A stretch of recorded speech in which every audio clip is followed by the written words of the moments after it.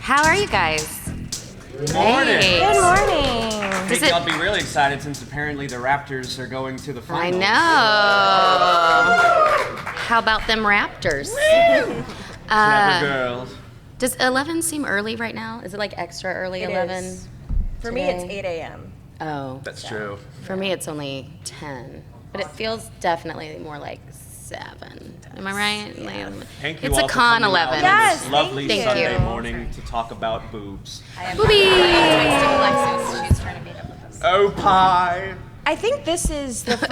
This is at least the first DxD panel that I've done. Ever? Yeah. Welcome. Thank you. Oh, that's why it's not on. Do you have It's not T-shirts? plugged in. Do you use your real name? Huh? Yes. Oh, you did? Yeah, I did. Not for the first season, but for the rest of it, I did. Oh.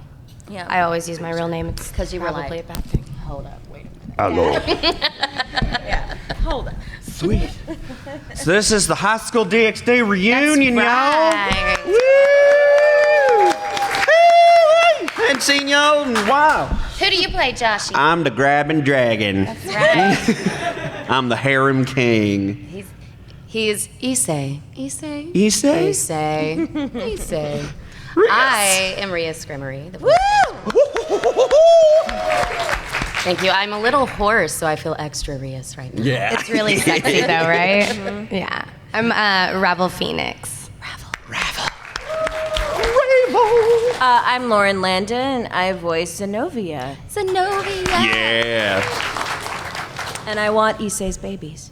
That's right. Don't we all? Yes. You can't have them. So we all are 18 and up, right? Yes. Everybody's 18 and up here, in an here? adult. We can talk about I don't see no body kids. I would hope so. body parts and sex and things. If you're younger, looking around like, you've heard the word fuck before, so you're fine, right? Yeah.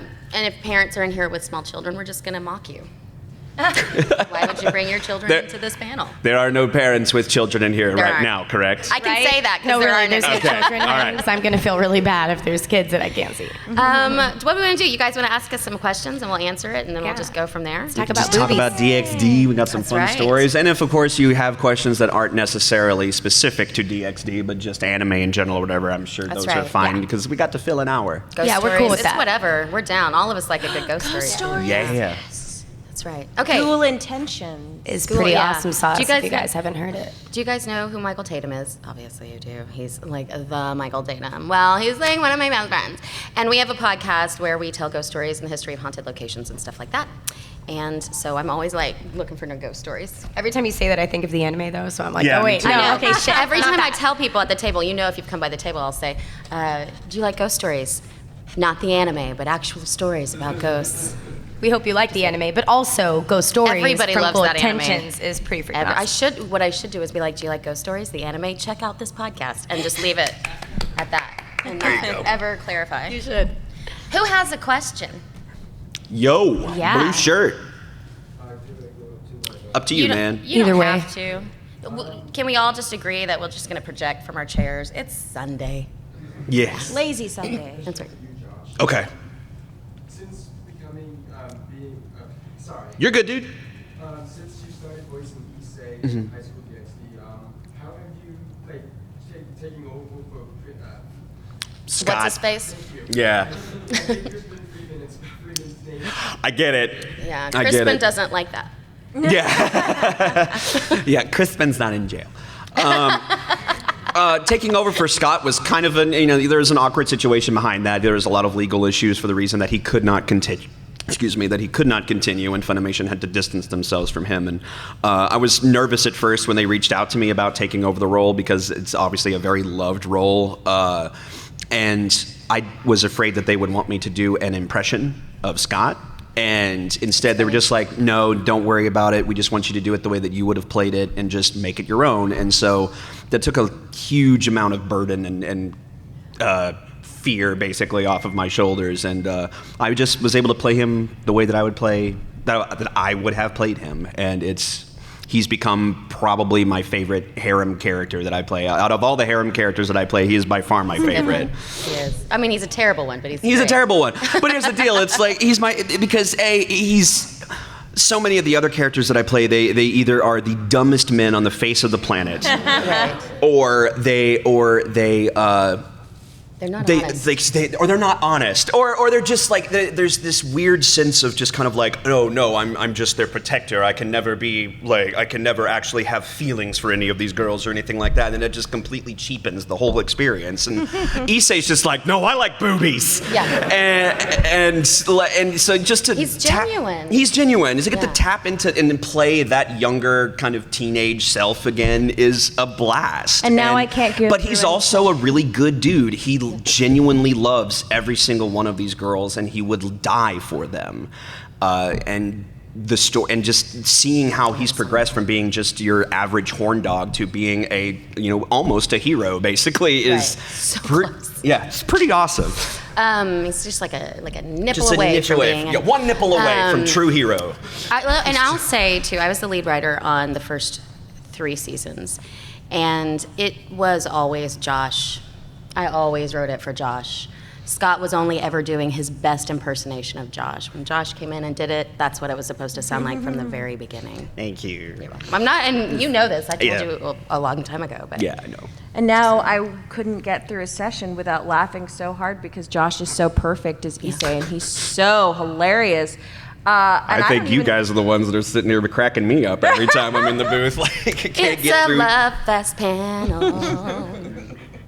We like each other. Just a bit. But not that kind of love fest. No. It's not that 18 and up. No, I mean, you guys sorry, won. Sorry to disappoint.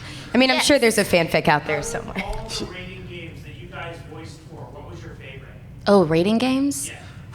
Yeah. Just because it's fresh in my memory, I'd have to say the most recent one, where we're fighting against Cyborg's team. I really enjoyed Issei's fight against the stripper. And because you gotta love teenage logic. Like, the one thing that gets him out of that situation is the fact that she decides to take the panties off first instead of the bra. And according to him, that's against etiquette! Like, you always go top to bottom. Those are the rules. It's just like... so stupid. Oh my God, I love it.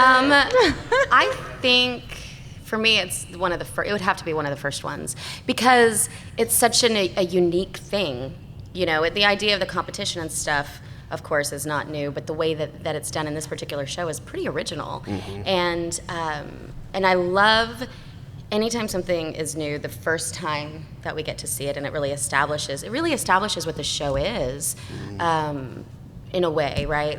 That loving competition and that, I don't know, it just, the first ones are always my favorite, that just establish character and this is the writer and me talking. It's very boring, I'm sorry. Because also, they were also like, it was most of the rating games are always held under the pretense that it is a friendly competition. Exactly. That is like, this is devils fighting other devils to try and, Up their game. but also to, I know there's politics and everything behind it as well, but for the most part, it really is just about challenging your fellow demons to better each other. Exactly. Yeah. And the strategy and everything that's involved. I'm so surprised that they haven't even made like a high school DxD strategy game yet. Like, like one of those, kind of like a Fire Emblem type gameplay, because the chess system lends itself to that so well. Well, and that's what I love about it too. There's so much. It's more than just power. There's strategy, and we don't always get that. It's a lot of just like, I'm gonna blast your face off. Blah. Right. Which, I mean, it's fun. It is fun. Sometimes. Especially, you get those occasional like anime. What's the word I'm looking for? Yeah, the tropes where, like all of a sudden, like the weakest character of all of them suddenly gains a crap ton of power, and of course it's Issei, and he's spurred on by boobs, and...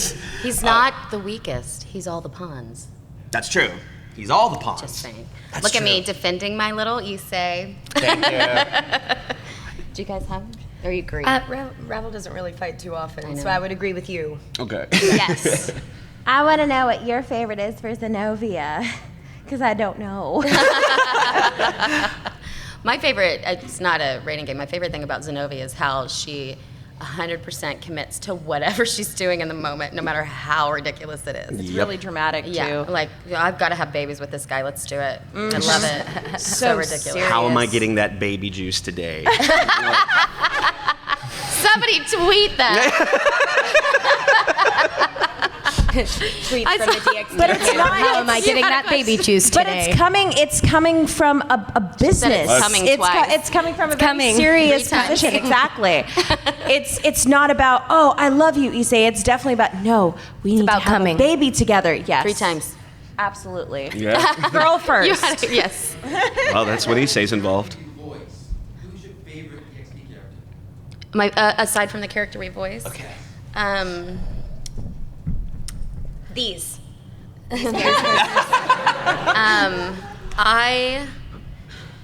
Konako. I Yeah. fucking love her. Jade Saxton as Konako That is just dry- the perfect.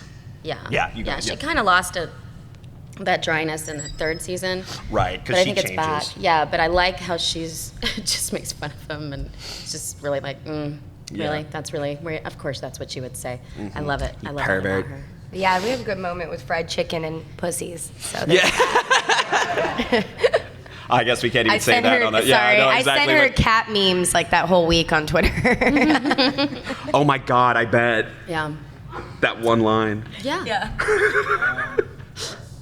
interesting fact about voice acting that we don't know, either from the show or just from your experience with it. Just voice acting in general. Yeah.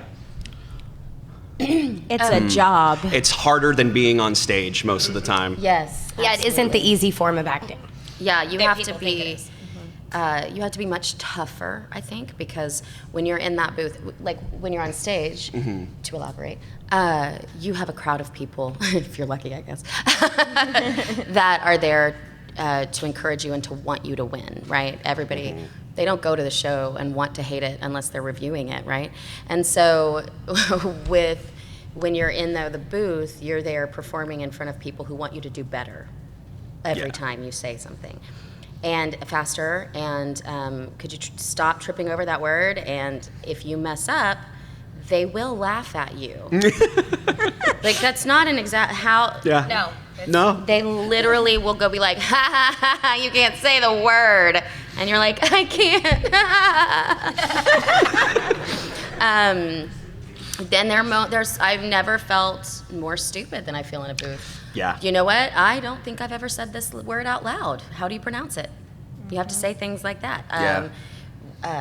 Can we change like the flow of this word? Because for some reason my face cannot say it in that order. You know what It's I not mean? coming out of my face hole. Yeah, Yeah. right. There are sounds that your mouth will make that are disgusting. Gross, yeah. You can't do anything about it. You just have to apologize. Sometimes they're keepers, though. They are. Sometimes. They are. And we create a lot of extra work for the engineers as they have to go through and clean out all of our mouth noises after true. every session. Yeah. There's a lot in the booth that you just have to get over yourself. Yep. And that's less likely to happen on film or on stage. I would say it's very humbling too, like very humbling because you're making yourself very vulnerable because you're working for a job on a job that is not easy as most people think it would be. Because it's not us just going up to a mic and doing voices. It's not about that. We're not doing Kermit the Frog. We're not doing Yoda. There's already people who do that. We are bringing these characters to life when it's us meeting them for the first time. A lot of it is cold reading. Which, if you guys don't know what cold reading is, it's where you are reading a script for the first time, never having seen it, and it's really kind of can catch you off guard sometimes, especially like with what Jamie was saying, with new words that we may never have said out loud before, and it's like you think to yourself, as an adult, I should have said this word before, but Or I at never least seen have. it spelled out. Yes. And then you like that's the thing that always makes me feel like an idiot is just coming across a word that's like, I have said this word 1,000 times. Yes. I've never seen it spelled out. I'm like, Right. what is that word? You don't know blah, blah, blah. You don't know that word? Yeah, it's Oh, that word. Yeah, I would also say, there's something else. Voice over pays the best of all of the acting. Not voice acting, voiceover for commercial work. Yep. The least amount of work, the most amount of reward. People should know that. Yep. It's helpful. yeah. It's- Anime pays the least Yeah. out of I did a national commercial, and I made more in that 30-minute session than I did the entire year for anime. Yep. Yeah, right? It's crazy. Here, And I'll put it was that in. half an hour. I'll put that into a finer point. So, you know, and especially because, like, you know, sometimes you'll think, like, if you're cast in, like, as the lead character in, like, a really popular show or something, that, like, that's obviously going to come with a really nice paycheck or whatever. Not always the case. You have characters sometimes that'll be the lead, technically, of a show, but they could be a silent protagonist. They could be, like, Levi or something from Attack on Titan, or and sometimes you might have a season shift where it focuses more on some characters than it does on other ones that are still also the leads, but we're going to focus more on this. So, like, for example, just to really kind of drive the nail home, for Armin, last year, the first part of season 3 of Attack on Titan, I made on average $75 a week recording everything for Armin, because that's how little he talked, and that's just like, that was the only thing that I had going for me that season too. Yeah. So it's like, well, you have because you're to. a lead, so they don't want to cast you in other things because you're Yep. already a lead. I'm Yeah. already a lead character. That That's like happened in Wendy season four of DxD. Same thing happened to me. I was Rias like, why? was just like not there. It was really disappointing fiscally. It's fiscally disappointing. Yes. And then you. Okay, go ahead. Yes. Start. So first of all, hi again, guys. Hello. Hi, dude. I like your shirt. Well, I have to dress the Oh hell yeah. I like it. It's a Rias. Why is my girlfriend on your shirt, bro? And why is she not on everyone else's? If you had the power to go talk to your characters that you portray as in the show, what would you say to them? Chill out. It's gonna be fine, dude. You're gonna get the boobs. It's fine. Yeah. Wait till after high school. Even more. I think honestly, I would tell her how much she's loved not only by men but by women that really look up to her, Yep. and that she's a really great role model. Which is Yeah. so weird to say, but I think I would. Yeah. She is pretty awesome. Yeah. I think Ravel could probably dial down the bitch just a little bit. I think Zenobia could. Well, I think when she first comes in, she's really uptight, no pun intended. And then later on in the series, she kind of loosens up a little bit. Again, no pun intended. But I think those puns were intended. Those are so intended. but what I would probably tell her is, you know, it's okay. You can relax now. You have friends, other than the other people that you know really well. But I think she gets to make friends with all of them throughout the season. So I think that's nice for her. I think she was the very business first, pleasure later kind of deal at first, and then she kind of again loosens up a little bit and she becomes friends with everybody. Yeah. So you can't get out of your head now, right? Just say loosens up one more time. Loosens up. Yes. Have any of you had to voice match any celebrities? I had to sound like Gollum for a line this past season. If that counts? The most I ever had to do was for the Mass Effect movie, and so I kind of voice matched, but not really for that. For apostrophe something else. I started out kind of voice matching for one of my first shows I ever did, which was Chrono Crusade, Sister Anna, which is a very old show. I love that show. But I It's like 2003, 2004. yeah, but I can't think of any other time. That was like, Yeah. 2004. Have you, because you're LA, you do more of that dubbing there. We don't do any of that dubbing in Well, Texas. there is plenty of voice matching in LA. I once played, this was a long time ago, way before any of the Avengers films came out, but I did play Black Widow in a pinball game, and I did have to slightly match Scarlett Johansson, which was badass. That's awesome. But as far as voice match goes, to me that means when you go in and they are using your voice because they can't use the celebrity because, Right. So I guess that's what they did, but they never actually used Scarlett before me or anything. But that still was really cool. I was like, oh, I sound like Scarlett Johansson, or I can sound like Scarlett Johansson. I am not complaining about it. Hell yeah. Right, So. yeah. White shirt. Then we'll get to you. Best outtakes that you've recorded. Oh God, There's so many good ones. Oh. Half of them ended up in the show. Yeah, I was gonna say they kept it all. Yeah, Tig-O Biddies for one.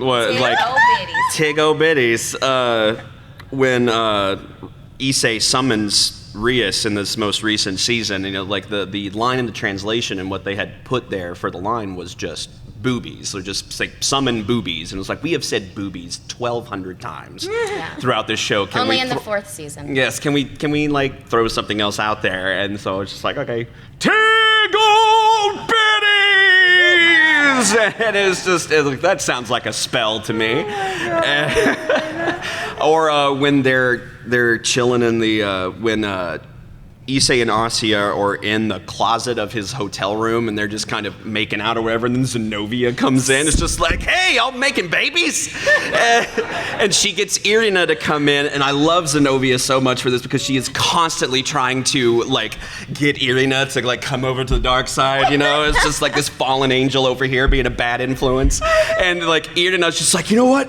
I think you're right. If we did this, I could make an asset to heaven and have his baby. All right, let's do it. And then like she is the most awkward, person about it the whole time. And Issei hits his head, falls into her chest, of course, and like in the animation, he starts just fondling her, and her halo starts blinking off and on. and in the line, I can't remember what he's saying. He's just saying something like blah, blah, blah, boobies, like his face is in there. And so I just threw out randomly as a bomb. I just wanted to make the director laugh and went, squeeze on, squeeze off, squeeze on, squeeze off. And then they kept it. Oh my God. Sorry, I had to clap. I'm trying to remember. There's too many. There was too many, specifically from you, Josh. And like, anytime I record before Lauren, I leave her something. It was the worst because I couldn't get through the session. It was hilarious. But I do remember, what was the whole thing about Gollum? Zenobia's like freaking out about like this one temple or some site is actually made of gold. She's like, it's gold! Yes. Real gold! And she's just like freaking out. And then Issei's line was like, if she says my precious, I'm gonna lose my shit. Like, that was it! Yes! That was my favorite out of the entire series. I'm okay. I'll say there was not as much for me because I was the lead writer on the first 3 seasons. Right. So I knew what was happening, and boobies was not said as much. I made an effort. I had a whole cheat sheet of different terms for boobs because I felt as though Issei, being a true passionate fan of connoisseur breasticles, would not use the same word over and over. No.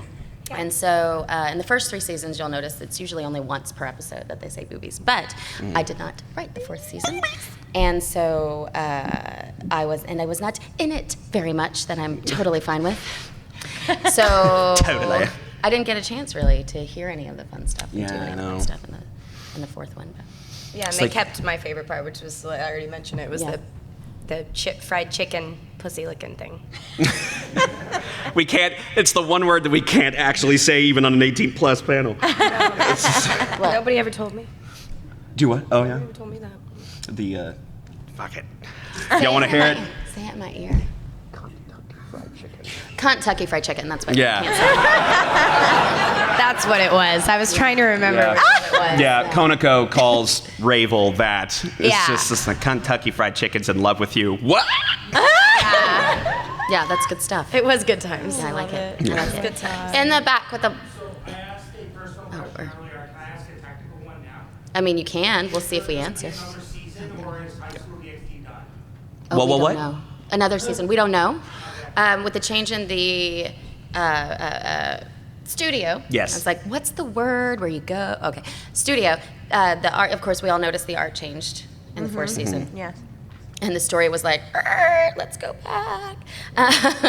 So Slight detour. It depends on that studio, whether or not it was a success for them fiscally. There's certainly enough material with the light novels to continue, but I haven't heard anything yet. Yeah. I haven't even heard rumors at this point. But it's usually a year after it comes out that they start talk about it again. Yeah. You guys almost always know before we do. On that note, though, I do have a rumor. Rumors! And almost to the date, a year after we finished season 4, just about a month ago or so, apparently the guy who's in charge of that studio, that animation studio, or at the very least DxD's The Project, tweeted out an image from the manga that would technically be from the next part of the story if they animated it, and then said something to the effect of more coming soon. So, like, that's, Right. again, I haven't seen it myself. It's just a rumor at this point, but it was a year to the date later, and they're talking about it again. So hopefully that means either sometime this year, maybe first part of next year, Yeah, we might see great. something. Cross your fingers. Yes. You had, And you had a question, yes, sir. sorry. So some of the more unique lines, like the douche nozzle line or the Tide Pod line, was that you guys just having fun, or was that the actual writers saying, this is creative, we must use this? It was always kind of a collaborative thing. Like anytime we go in, like the writer had at least 2 or 3 alts for a lot of those lines to be like, here's one that's just very close to translation, here's one that's more modern, or just like a funny thing they thought of, and here's one that's just extreme. Right. That's And- the new season. In the first Yeah. 3, there weren't as many alts. No. Because if it was funny, I wanted them to say the funnier ones, so I didn't give the other alts. Right. So a lot of that was written. Douche nozzle is like a classic Marchi, so. Yeah. But one of the cool things about the show in particular too is that with because I mean it's had a different director for pretty much every season. So, and I came in the 3rd, so I've had 2 different directors so far, and in both instances, those directors were always open to, do you have something that you think is funny or that is funnier? And they'll sometimes be like, no, I want to put this here because they have something that they think is funny, and so like it's writing shows like DxD usually end up being a collaborative effort on everybody's part, because the fact that it takes place in a modern time really opens it up for a lot of comedy that we could not use in other shows where it's like a period piece or something like that. Like we can actually do stuff like Tide Pod Challenge and stuff like that and get away with it. So more people I feel like that opens it up for more people to be able to actually feel comfortable to add to the comedy. Yeah. Yes. Yay. What would you like? Which anime would you say is like your baby that you worked on? You don't have Ooh. In general? Yeah, just the first anime that you ever thought was like, this is mine, or this was my baby. There's a lot of them. There's a lot. Yeah, always be proud of it. Kenichi, the Mightiest Disciple. It was the one that it was my first role. It was my first show for Funimation after 3 or 4 years of cutting my teeth at ADV Films in Houston, and it really kind of got this whole ball rolling for me. And it was the fanboy dream come true for me. It was my first time having like working for Funimation. I was the lead role in this really badass martial arts show that was 50 episodes long. All of my other masters, my martial arts masters, were Dragon Ball characters that I'd grown up listening to, and it was my baby. I researched it. I was up there and I was still living in Houston at the time, so that was a 5-6 hour drive. I would drive up there and stay on someone's couch for 2 weeks at a time, record from 10 a.m. to 10 p.m. And it just so we could get it done, and it is still some of my favorite memories of working in this industry. Like I was busting my ass, and it paid off. Yeah. And that was my baby. That's good. I have 2 off the top of my head in this moment. One is Negama, ? Yeah. That was thank you. That was the first show I wrote and the first show I directed. Oh, you directed Negama too? Yeah, the second one. Oh my God! Oh, the second one was was the better one very anyway. low pressure. The second one was insane. It was such a great learning experience for me to be my own. The directors usually and the writers. I learned that it's very important for them to be able to communicate. So I always have tried to communicate with the directors that I've written for, because I learned so much directing for the things I was writing. I could see what I was falling short on, sometimes literally with the writing, what worked, what didn't, how to communicate with the actor appropriately. And as a director, being able to work within that script made me more flexible when dealing with other people's scripts, because it's hard to know all of that. And then I loved everybody, and it was when we met for the first time, and I met so many people for the first time on that show that it just has a really huge place in my heart. And then the other one is another show that I wrote and was in. Of course, it would be Panty and Stocking. Yeah. It's my little offensive baby. I have too many.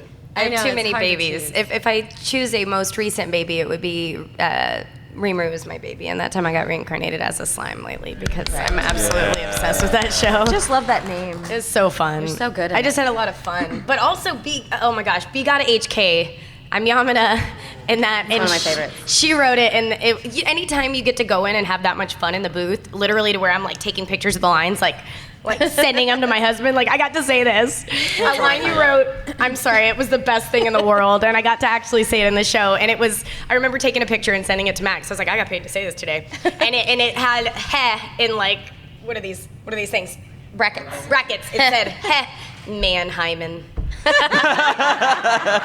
I was like, all right, I have to. I can't live if I don't send this to Do the line. That was it. It was like, Hyman. That was it. But I just kept taking pictures. You said something about if I come at him with the slats open about not wearing underwear, and I was like, oh my god, I've never heard these euphemisms.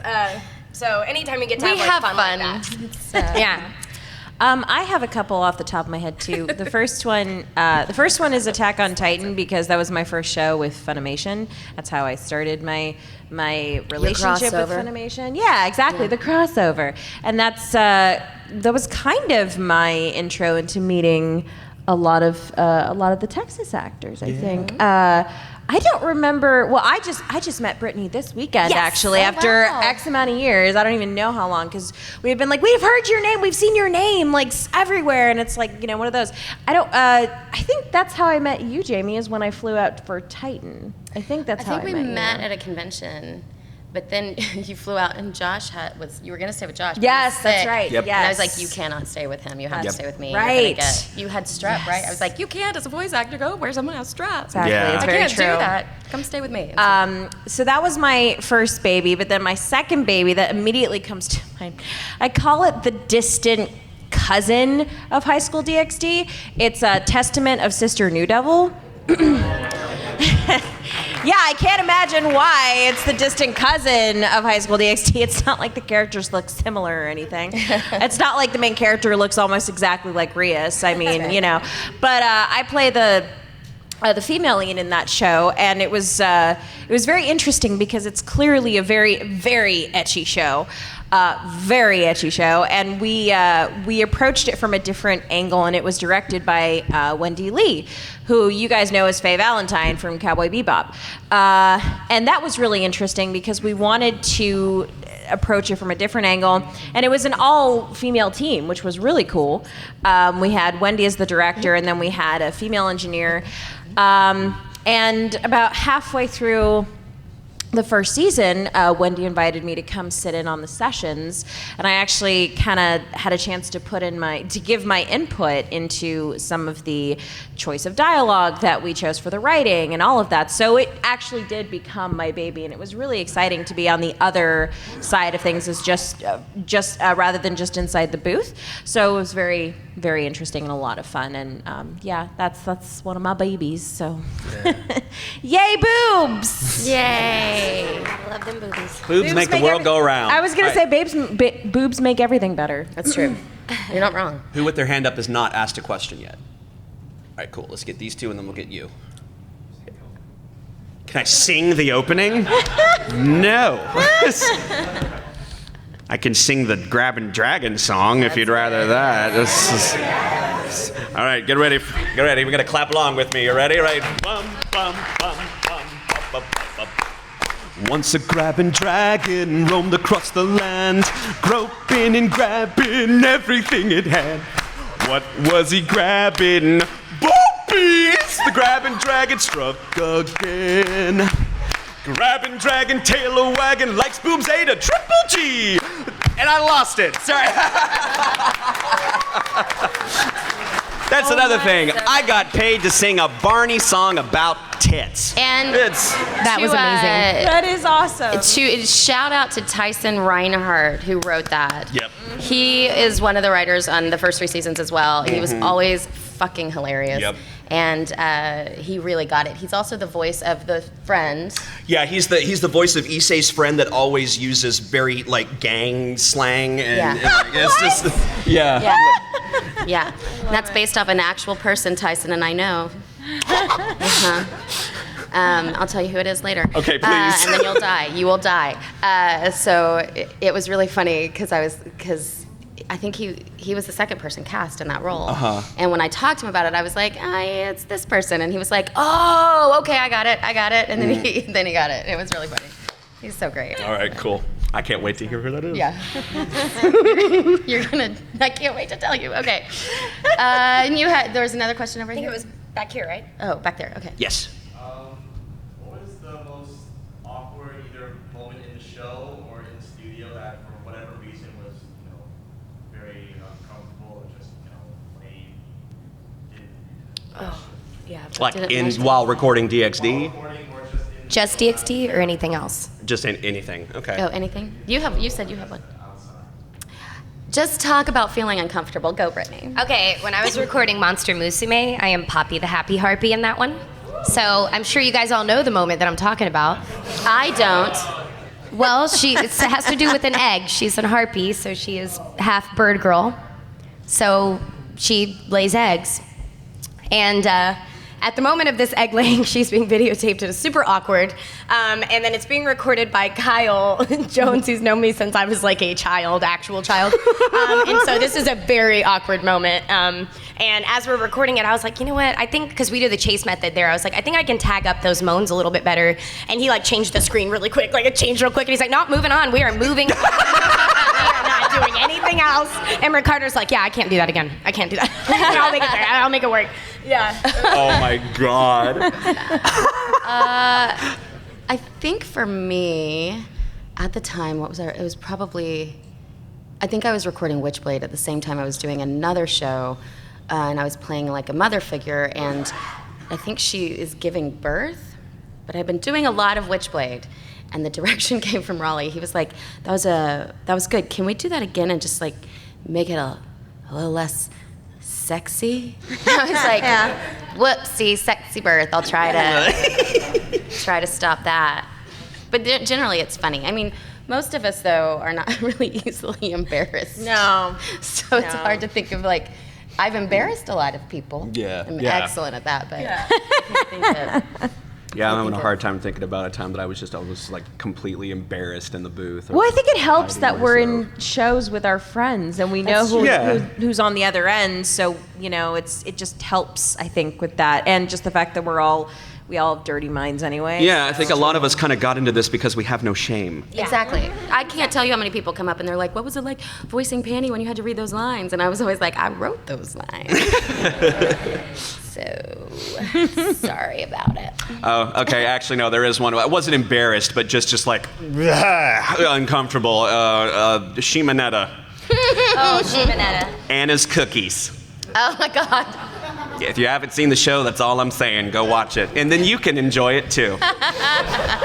Fresh dose of cookies. Oh my God. That entire show going. That's a whole other panel. Yeah, that's a whole other panel. Do you guys know Shimonetta? The three of us are in it. It's so fucking funny. It's so good. It's seriously probably one of the funniest shows that we've worked on in the past 5 years. Yeah. Now? Pretty good. Yeah. And surprisingly has a surprisingly potent message. It does. And pretty.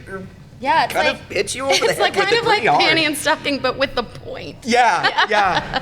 Panty and Stocking, but with philosophy. That's right. God, I love that show. Yeah. Go see Shimonetta if you haven't seen it yet. She cosplayed it last year. Yeah. If you've ever seen it, you've probably actually seen people cosplaying from it and you don't know it. If you've ever seen a character with very long black hair, a girl wearing long black hair, wearing panties on her face, and then just a white sheet, for a robe, that's Shimonetta. Yeah. I feel like you could have just said panties on the face. Yeah. And it would have. Long black hair, panties on the face. Somehow I feel like there's other animes with panties on the face somewhere. There are definitely. I feel like, oh no, I'm a character named Panty, and then I have a character who puts panties on her face. Yeah. Very rarely do you There's just a theme with me.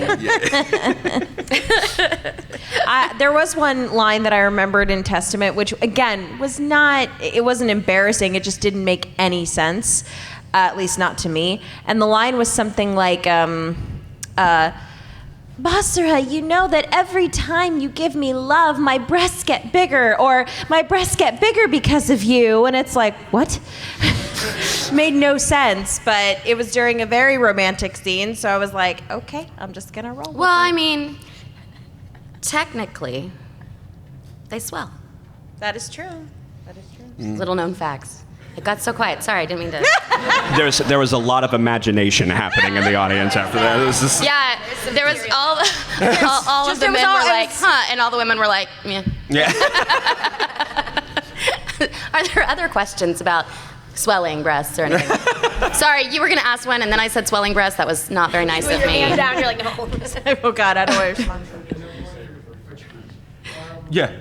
Online, I have seen people call you the Harem King Of anime. the Harem King of anime. Yeah. That's right. I've fortunately, luckily, question mark. I have been fortunate enough and lucky enough in my career to land I'm known for comedic characters, and in anime, a lot of those comedic characters end up being harem leads, and I've been a lot of them.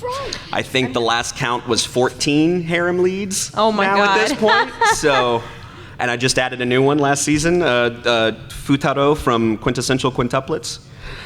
So, yeah, and which is getting a second season this year, apparently. Wow. So, it's just, the harem train just keeps on a-chugging, and right. if I'm gonna wear the crown, I'll wear the crown for now. Yeah. The first role that I heard Josh in was the Wallflower. Yep, that's how we met. That's how we were at a met. con, and then I was like, I recognize your voice. Where do I recognize your voice from? Oh, it's from the Wallflower. Wow. Yeah. Yeah, that was way back, Brittney. Brittney was in that. Yeah, you were in there with me. You were one of the Goth Lolly sisters. Oh my gosh. Yeah, that was way back. Did anybody ever watch Nabashin growing up? Any of the Nabashin shows? Excel Saga, Puni Puni Poemi. Was that Nabashin? Yeah, that was Nabashin. Yeah, Wallflower was Nabashin. Oh. Yeah, it was his kind of, I think it was the last one that he ever did, actually. His last anime was the Wallflower. Do what? Oh, he is. Has he done anything recently? He's a hired gun on popular stuff, like showing kids stuff. Gotcha. Okay. That makes sense. Other questions? Any other questions? Yes. Why did we want to work in anime? I didn't know that it was a thing that I could work in. I was an actor. I think this is probably true for a lot of us. I was an actor. I just wanted to act. And I was at a party and I met somebody who worked for Funimation. And they're like, you should audition. And I knew of Dragon Ball. And I was like, this is my instrument. Like, I can't. And then I went in and auditioned for Fruits Basket. And I was cast pretty much right away, 16 years ago. And this year I'm reprising my role in Fruits Basket. It's very surreal and makes you look at your life a little bit. 15 years. It really is such an 16. iconic 16. show. 16. I personally think it was revolutionary for anime. Well, I didn't know that could be like that. And then perks, you get the DVDs. I got all the DVDs, and it was like, this show is so good. I love it. So good. Prince Yuki forever, but actually, I like you.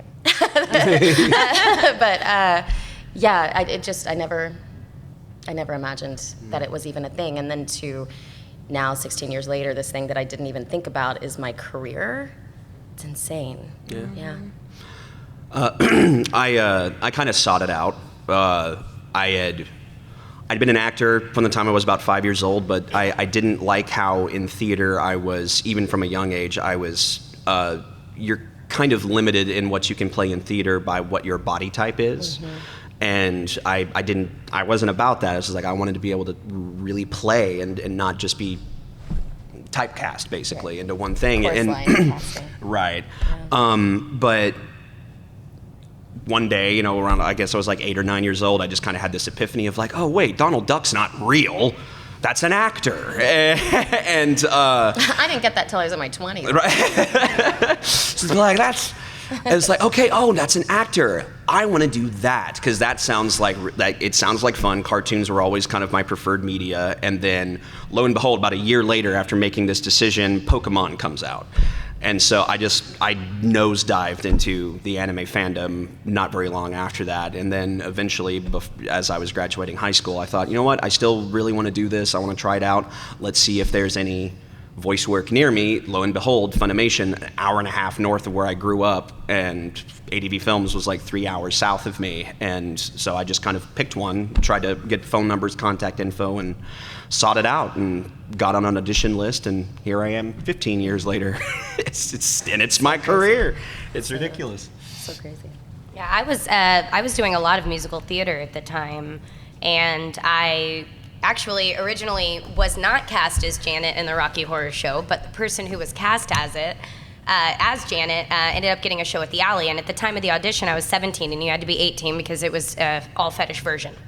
And I was in the show with Chris Ayers and Greg Ayers and Monica Rial and Mariela Ortiz and it's like nobody. Yeah. But all the people these people worked at ADV Films, and Matt Greenfield came to see it. Mm-hmm. And asked me to come in, and I was like, cool, am I gonna sing? And he's like, no. And I went in, and he was like, I'm gonna see if you can do this as a career. It was Gantz, and he was like, scream like you're getting stabbed to death, go. And I did, and he liked it. And it kind of just snowballed from there. Yeah. I was also an actor at an early age, and when I got to the age of I ended up seeing Sailor Moon for the first time, and I thought, oh, this is a really cool show. That's really cool. So fast forward to X amount of years later, I ended up, I had been doing theater my whole life, and I ended up trying to dip my toe into voiceover, and here I am, like about 11 years later, doing the thing. So it's pretty cool, and I get to spend time with these amazing peeps. Yeah. So And the cool thing is that you'll find that there's most of the stories are never the same. Mm-hmm. With like everybody that got into this that you probably know of or know of their career got into this completely differently from the next person. That's true. Some fell into it bass-ackwards, some sought it out, some were in a different field of acting career and then just happened to get into it and stuck with it. And it's one of those cool things of like with a career like this, there's no one way of getting in, and there's no set rules or guidelines or anything like that. It just kind of happens. You just kind of seek it out, or it finds you. I would say though that something that's pretty consistent among almost all of us is that, we always are told the right place and the right time, mm-hmm. but we're also ready. So it's the right place and the right time, and we were ready. We knew what we were doing. We were actors. We had heard ourselves on a microphone before, so we were not going to freak out like if we heard ourselves. So there is that level of it too, is yes, it's all different stories, but we were all ready for that opportunity to make the most of it instead of it just being a cool story about that one time when we got to audition. Yep. Right. And that was the other thing, because I don't ever want to like play down that you were an actor, Right. Yeah, absolutely. Yeah. So probably have time for one more question. I'm not picking it though. Who, with the hands up, has not asked one yet? Both. All of them. Dang it. Okay, let's try to make it quick. You first. Is it, you said that you guys were all in the booth at the same time. Does that also happen when you're signaling and doing all the lines for the school? Right? We're never in the booth at the same time. Yeah. Not for dubbing. It's just impossible to do. I've only been in the booth with somebody once, and that was with Monica during Panty and Stocking when we were trying to not say the right thing at the right time. And that was just because of the timing thing. That's literally the only time in my entire career for anime I've been in the booth with somebody. Yeah. The only other time normally that you will be in the booth with somebody else is if you're doing background stuff, like Walla, what they call it. Old school ADV tried to do a double booth type deal with GoDanner because we were in teams, and it was really inefficient because you'd be in the middle of a battle scream and the other person would take a drink of water, and you could like hear. Oh no! In the middle of this thing, so it was very inefficient. It just so doesn't they never work. did it again. Yeah. And someone had their hand up over here. Yes.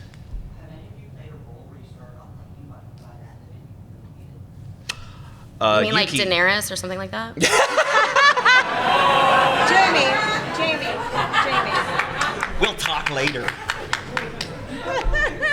No.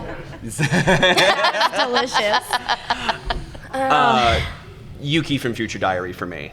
I could see that. Yeah, for two reasons. First off, we had a lot of technical issues surrounding that show because when we got the files from Japan, whenever we would actually go to dub it, to record it, we had no music, no sound effects, no nothing.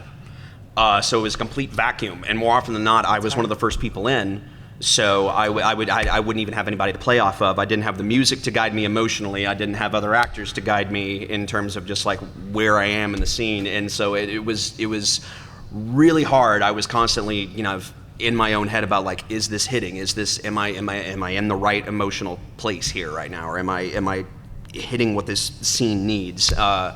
And also just the character himself, like for most of the show, is he's not a good dude. It's like when we first meet him, he's just kind of a loner. He's his own little shy dude, but like once he gets into the thick of it, he becomes he uses people, he gets them killed, he is more about his own survival than he is about anybody else. And even though he's terrified of Yuno and is probably going to try to figure out a way to get rid of her too, he's going to use her.